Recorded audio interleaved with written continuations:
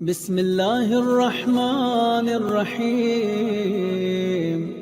اللہ بولتا ہے کہ تیاری کرو۔ 50 سال کے ہوئے، اللہ بولتا ہے کہ سنو 10 سال تمہاری زندگی کے کم ہو گئے، 60 ایئرز ہوتے، وہ بولتا ہے کہ سنو اب تم بالکل قیامت اور برزخ کے قریب ہو گئے، خبر کے قریب ہو گئے۔ چوتھے امام کا جملہ، فورتھ امام کا جملہ۔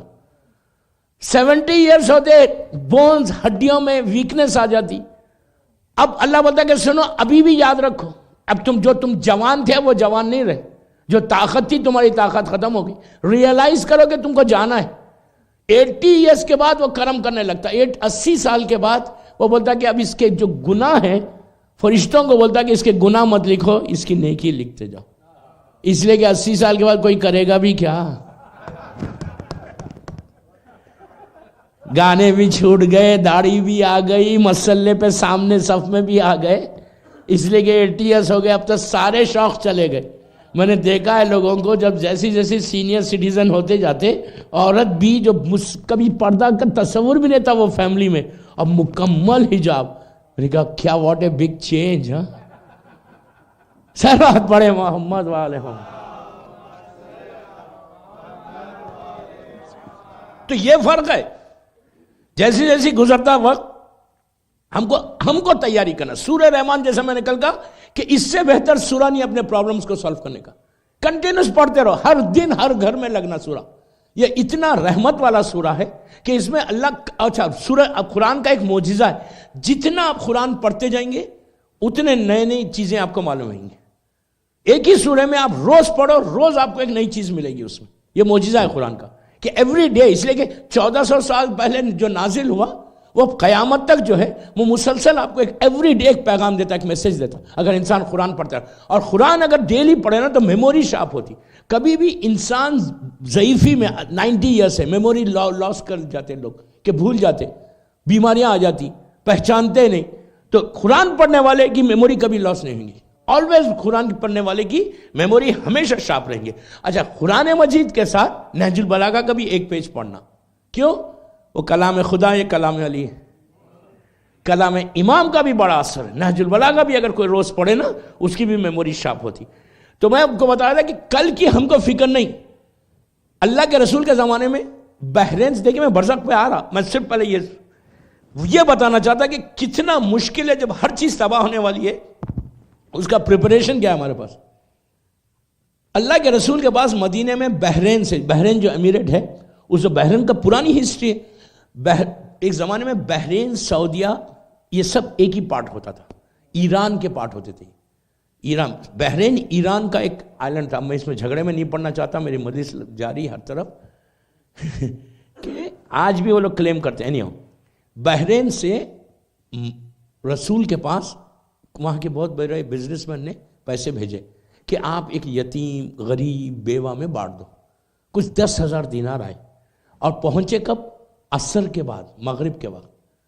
مغرب عشاء کی نماز ہوئی، اللہ کے رسول نے لوگوں کو بلا کے کہا مثال کے طور پہ 5,000 تم اس کو دے دو، 1,000 اس کو دے دو، 500 اس کو دے دو دینار۔ اچھا، اس زمانے میں مدینے میں جو غریب، یتیم، بیوہ رہتے تھے نا، وہ لوگ کہاں رہتے تھے؟ آج جہاں مسجد خبا ہے، مسجد خبا آپ سب جانتے ہیں، اللہ ہم کو مدینے کی زیارت نصیب کرے انشاءاللہ۔ آج بھی مسجد خبا یہ پہلی مسجد ہے، یہ وہ جگہ ہے، مسجد خبا جو ہے ہر زائر جاتا مسجد خبا کو۔ مسجد خبا یہ وہ جگہ ہے کہ جب اللہ کا رسول ہجرت کر کے آئے تھے مکے سے تو یہاں آ کے اب ٹھہر گئے تھے۔ یہ اس زمانے میں مدینے سے باہر ہوتا تھا، آج 4-5 کلومیٹر پہ ہے، لیکن اس سے پارٹ آف سٹی، لیکن اس زمانے میں پارٹ آف سٹی نہیں تھا، بلکہ مسجد خبا کا جو ایریا تھا وہ ایریا جو ہے مدینے سٹی سے باہر تھا، 5 کلومیٹر باہر تھا۔ تو اللہ کا رسول جب ہجرت کر کے آئے تھے، اور اکیلے تو نہیں تھے وہ، ان کے ساتھ وہ بھی آ گئے تھے نا، جو غار میں گئے تھے رسول کے ساتھ، تو دونوں تھے۔ اور مدینے والے خبا میں آ کے رسول کو ویلکم کیا تھا انہوں نے، فرسٹ ٹائم جب آ رہے تھے۔ تو اللہ کا رسول مسجد خبا کے پاس ٹھہر گئے تھے۔ کیوں ٹھہرے تھے؟ ویٹ کر رہے تھے۔ کس کا ویٹ کر رہے تھے؟ مولا علی کا ویٹ کر رہے تھے۔ مولا علی 3 دن کے بعد یا 5 دن کے بعد سب جتنے لوگوں کے کافر و مشرکین کے پیسے تھے رسول کے پاس، وہ سب دینے کے بعد امانتیں واپس کر کے بیبیوں کو لے کے، جس میں جناب فاطمہ بنت اسد تھے، شہزادی کونین، ساری بیبیوں کو لے کے علی آ رہے تھے۔ تو وہاں 3 دن تک رسول ٹھہرا تھا. پھر مولا علی جب آئے تو پورے مل کے مدینے میں انٹر ہوئے. تو اس زمانے میں مسجد قباء کا میں ایک جملہ بول دوں, لوگ عمرے پہ جاتے, مسجد قباء میں 1 رکعت نماز پڑھنے کا ایک حج کا ثواب ہے. انہیں 2 رکعت کی کوئی نماز پڑھے تو 1 حج اور 1 عمرے کا ثواب مسجد قباء میں 2 رکعت نماز پڑھنے کا. وہ بہت بڑی مسجد ہے, بہت ریکمنڈڈ مسجد ہے, اور کہ وہاں جاؤ اور جا کے 2 رکعت نماز پڑھو. بعض روایتوں میں کہ مسجد نبوی سے زیادہ ثواب جو ہے انہیں 1 حج اور 1 عمرے کا آپ کو ثواب ملتا صرف 2 رکعت. اگر آپ 10 رکعت نماز پڑھیں تو 10 حج اور 10 عمرے کا ثواب. دیکھیں اس میں چھوٹا ثواب نہیں ہے. بعض وقت 1 حج اور 1 عمرہ آپ کی سارے گناہوں کو معاف کر دے, 1 حج اور 1 عمرہ آپ کی ساری بخشائش کروا دے.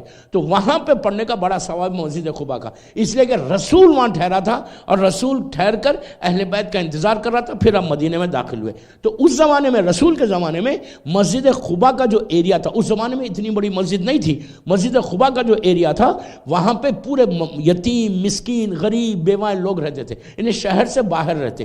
تو اللہ کے رسول نے کہا لوگوں کو بلا کے, اس کو وہ گھر میں جا کے 500 دو, اس گھر میں جا کے 1000 دو. مثال کے طور پہ 10 آدمیوں کو بلایا کہ جا کے پیسے تقسیم کرو. سب نے لے لیا. اور کب کہا؟ عشاء کی نماز کے بعد. مغرب کے وقت پیسہ آیا, عشاء کی نماز میں کہا کہ جا کے ابھی ڈسٹریبیوٹ کر دو.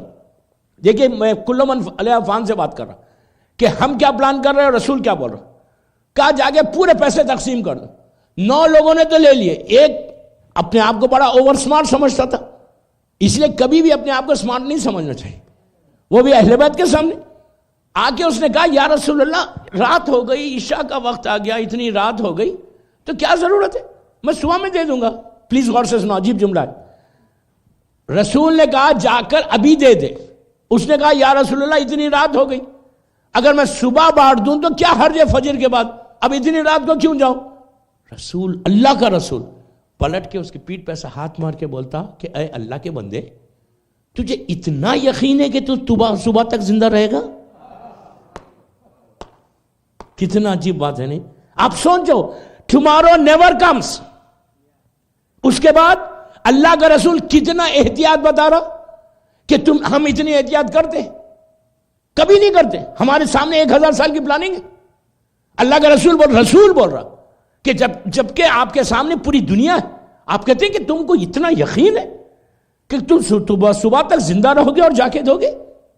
رونے لگے مسلمان, رونے لگے. فوراً وہ گیا جا کے بانٹ دیا. تو آپ سوچیں, 1 رات کی اللہ کا رسول مہلت نہیں دے رہا, 1 رات کی مہلت نہیں دے رہا کہ کچھ بھی ہو سکتا صبح میں. And it's a fact. جب وہ ارتھکوئک آیا تو میں نے ان سے کہا, یہ پوچھا کہ آپ انصاف سے بولو, جب سو رہے تھے تو آپ کے ذہن میں کیا تھا؟ ایگزیکٹلی یہی چیز بھوج میں ہوئی تھی 2002 یا 2001 میں. اس کے 3 سال کے بعد 2007 میں بھوج گیا تھا پڑھنے. آپ جانتے کہ بھوج میں گجرات میں کیا حشر ہوا تھا, پورا شہر ختم ہو گیا تھا. تو میں جن کے پاس گیا تھا وہ علمدار سیٹس, بالکل مسجد جو آپ کی مسجد ہے, مسجد سے بالکل پہلو میں ان کا گھر تھا. بہت بڑے بزنس مین تھے, علمدار سیٹس. اب تو بیچارے کا انتقال بھی ہو گیا, اللہ ان کے درجات بلند کرے. ان کے بچے ہیں وہاں پہ. تو انہوں نے خود مجھ سے کہا کہ مولانا 26 جنوری تھی شاید, ونٹر تھا, سردیاں تھی اور زبردست سردی تھی.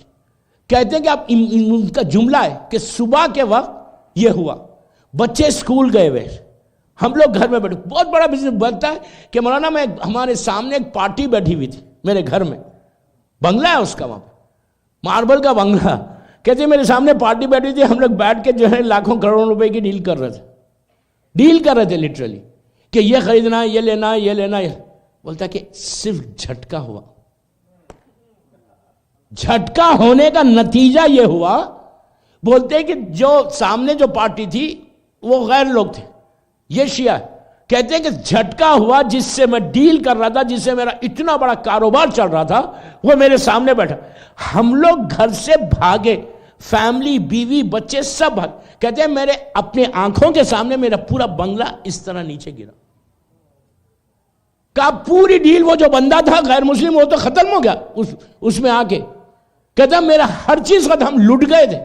کہتے 24 آورز تک کوئی ہمارے پاس ایڈ نہیں آئی. وہ سردی, ونٹر, بھوج کی, گجرات کی, اور ہم اس کے اندر بیٹھے. کہا اس کے بعد تو بہت ایڈ آئی, لیکن 24 گھنٹے تک اپنی آنکھوں کے سامنے پورے گھر کو, پوری بستی کو, پوری وہ لوکیلٹی کو, پورے ایریا کو ایسے نیچے بیٹھتے ہوئے دیکھا. تو میں نے یہی کہا کہ کلو من علیہا فان, اللہ کہہ رہا تمہاری آنکھوں کے سامنے میں ہر چیز کو ایسا گرا دوں گا نیچے. لٹرلی کہا زمین ایسا پھٹ جائے گی, انسان ختم ہو جائے گا. ایک مثال ہے, ایک ایگزامپل ہے کہ سورج سوا نیزے پہ نہیں, 1 فیٹ کے اوپر سورج آ جائے تو وہ حساب ہو جائے گا. سورج گرمی اتنی ہوگی, اتنی گرمی ہوگی کہ روایت کا جملہ, یہ میرا جملہ نہیں, میں ایک جملے کا ذمہ دار ہوں اس مجلس کا, وہ کہتے ہیں کہ روایت میں ہے کہ ایک اونٹ کیمل کے اندر کہ ایک ایکسٹرا بیگ ہوتا, واٹر کے لیے ایک ایکسٹرا بیگ ہوتا. کہا کہ اگر 70 کیمل اپنی پیاس بجھائیں تو جتنا پانی ان کو چاہیے اتنا پسینہ ایک انسان کے زمین سے جسم سے نیچے گرے گا.